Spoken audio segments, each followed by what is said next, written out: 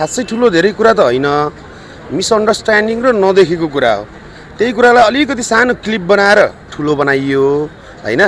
होइन भने त के विवाद, उहाँ एकदम अग्रज नेता हुनुहुन्छ हाम्रो होइन, मैले मान्छु होइन। म उहाँलाई चाहिँ उहाँको अहिले जताकतै प्रशंसा यताउता भइरहेछ, तर अलिकति कस्तो भइदियो भने चाहिँ त्यो मिसअन्डरस्ट्यान्डिङ नै हो।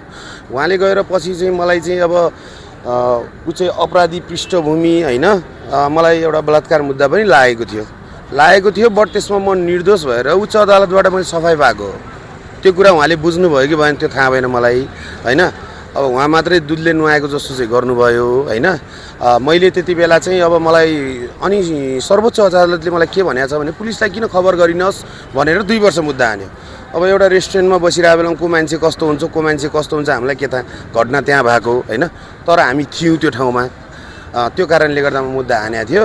अब हिजोका दिनमा केही कुराहरू चाहिँ अब पार्टीका लागि गर्ने बेलामा चाहिँ होइन, अब यो ज्यान मार्ने उद्योग अब यी सामान्य मुद्दाहरू चाहिँ लागेको हो। अहिले मैले सफाइ पाएर मजाले बसिरहेको छु हजुर। सामान्य कुरालाई यत्रो माथि लगेर ठुलो रूप ल्याउनु पर्ने पार्टीभित्रको कुरा, पार्टी कार्यकर्ताको कुरामा उहाँको भाइ होइन, अनि यो फलानु यस्तो भन्नुपर्ने जरुरत थिएन जस्तो लाग्छ मलाई। अब अलिकति यही कुराले उहाँलाई सहज भयो कि होइन, एडभर्टाइज भयो जस्तो लाग्छ मलाई। व्यक्तिगत रूपमा सम्बन्ध नराम्रो हो तपाईँ र उहाँको? होइन नि, त्यस्तो केही पनि होइन। उहाँ अग्रज नेता हो, मैले उहाँलाई मान्छु, जहाँ भेट्यो नमस्कार गर्छु होइन। त्यो सम्बन्ध केही पनि छैन नराम्रो भन्ने कुरा, राम्रो। तपाईँहरूको टिम चाहिँ गुट चाहिँ अलिकता फरक पर्यो होइन?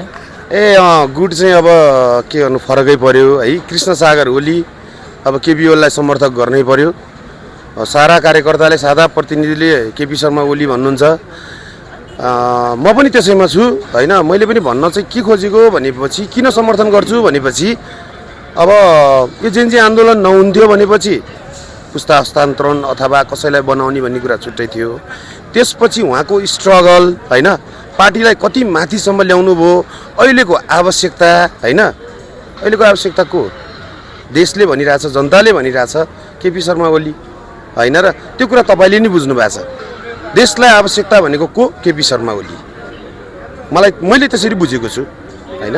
अब चाहिँ केपी शर्मा ओलीले एकचोटि पार्टीको नेतृत्व गरेर देशलाई फेरि यो यसरी जलेर जुन डिस्ट्रोय भएको छ नि, यो कुरालाई बनाउन एउटा सक्षम नेता भनेको नै केपी शर्मा ओली हो हजुर।